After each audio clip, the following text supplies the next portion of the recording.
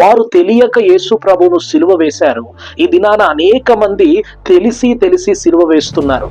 ఆనాడు రోమా సామ్రాజ్యం యేసుక్రీస్తు ప్రభువును రక్షకునిగా రారాజుగా అంగీకరించినందున వారు సిలువ వేశారు. అంటే తెలియక వారు సిలువ వేశారు.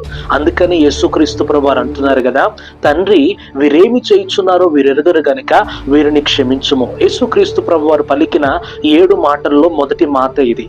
ఇక్కడ నుంచి మొదటి మాటలో మనం నేర్చుకోవాల్సిన విషయం ఏమిటంటే, అవును మనకు క్షమాపణ గుణం ఉండాలి. కానీ రెండవ ప్రాముఖ్యమైన విషయం ఏమిటి అంటే, వారు తెలియక యేసు ప్రభువును సిలువ వేశారు.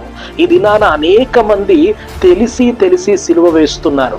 చేసిన పాపమే చేస్తూ పడిన బలహీనతలోనే ఉంటూ ఆ రహస్య పాపాన్ని అలాగే కొనసాగిస్తూ తెలిసి సిలువను వేస్తున్నారు.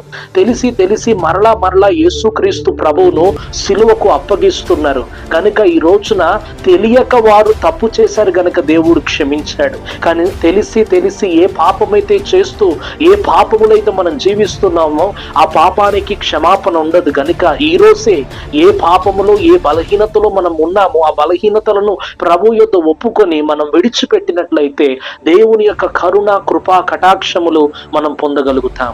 Praise lord.